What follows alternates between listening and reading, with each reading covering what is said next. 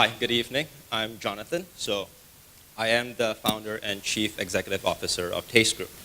Taste Group is a restaurant group, and we are the creators of a few local F&B concepts. The first one is a Californian/Mexican taqueria in Chinatown called Muchachos, and the second one is a clean eating protein salad joint in Rapple City called The Daily Cut.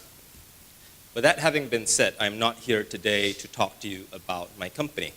Instead, I would like to talk to you about change. The more things change, the more they stay the same. And as an entrepreneur, sometimes it can kind of feel that way. You know, as a person that's in, creating and running your business, you will invariably invest a lot of time, a lot of energy, and needless to say, a lot of money into your company. Yet sometimes it feels as if nothing is really changing, nothing is really happening, and most importantly, nothing is really improving. But is that really always the case? Not necessarily. In reality, the probability of change occurring is actually very high. So what is likely happening is that change is happening, just not to the extent that would qualify as our definition of change. In other terms, not enough change is happening to satisfy our human, innately greedy expectations. The problem with that kind of thinking is that at best, it is illogical, and at worst, it is completely self-destructive. Which brings me to my topic of the evening, change blindness. What is change blindness? In the simplest terms, change blindness is the inability to perceive change even as it occurs continually. Sounds simple enough, probably even harmless. Yet change blindness is probably one of the most devastating psychological pitfalls that can entrap an entrepreneur. But before I get to that, let me illustrate what change blindness is with a very simple exercise. Look at these lines, and these are all, arbitrary lines. And between every line, every white space represents an increment of change. It doesn't matter how much that changes, every space is an equal amount.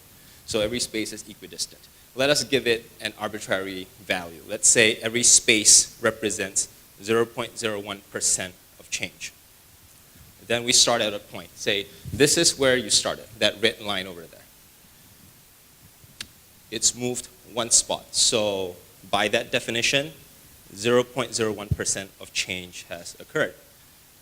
Will we qualify that as change? Probably not. Because if I were to tell you that, you've improved by 0.01%, did you really improve? Odds are you'll say no. So we move on to the next line, the next two lines.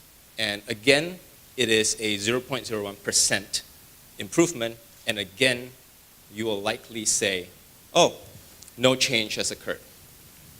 So on and so forth. So at this point, you have been saying continuously that no change has occurred. What is the problem with that? The problem with that is that as you keep going, assuming that you get this far, you will just keep telling yourself that no change has occurred. But if you look back at where you first started, this much change has actually occurred. Now, I am restricted by the size of the slide, and because of this, let's assume that from the first point to the final point, maybe, let's give it an arbitrary number. Let's say 26% improvement has occurred. Now, if I were to ask you the question again, did change happen? Most people will say yes. I think a 26 improvement is a statistically very significant improvement. Now, then this begs the question, if change did occur, and at every point leading up to that, you said that change did not occur, where and when did that change occur? And in a nutshell, this is what change blindness is. This change blindness is a persistent inability or unwillingness to perceive or even acknowledge that change has occurred. Now, why is this important? This brings me back to my initial point that change blindness is, a psychological pitfall that can be very, very destructive. Why is this so, and how does this matter to us as entrepreneurs? How it matters to us is that our ability to perceive change and appreciate improvements, no matter how fractional, is fundamentally inherent to our motivation levels. If we cannot perceive change, we fail to be motivated. And our motivation levels have a very powerful and profound influence on our ability to keep on going. And in the world of entrepreneurship, it really is just that. There's no glamour to it. It really is to just keep on trucking. Most of you have already heard, probably a million times that the life of an entrepreneur is hard, if not entirely thankless. So you don't exactly need me to preach to the choir. So I'm not going to say, life is hard as an entrepreneur. I know that life is hard.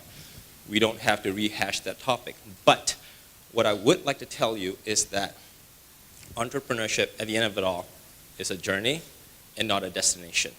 By that, I mean that, in entrepreneurship, as much as we would like to believe, there is no grand prize up for grabs. It is a very almost robotic fashion in which we just keep on going step after step after step. Because we will, as business people, invariably build upon every success. Maybe it starts with having an idea. You build on that, you build a product. After that, you find funding. After funding, customer acquisition. After customer acquisition, maybe more funding, maybe an exit strategy, either via an acquisition, maybe an IPO. But the thing is, by that logic, there is no end in sight. So we would be foolish to assume that being an entrepreneur is the be-all and all. So what I would like to tell you is that don't deny yourself the privilege of patting yourself on the back and saying that change did occur. No matter how minute, how fractional, how incremental it is, you need to be able to tell yourself that, yes, I do see change as having occurred, and I should be proud of it, and therefore this is what actually keeps you going. I can only say that life, the journey is incredibly difficult, and many times along the way you would probably feel that there is no light at the end of the tunnel, but I hope that you will not cast a blind eye to the change that you are creating, however small it may be, and most importantly, I hope that you will enjoy your respective entrepreneurial journeys. Thank you.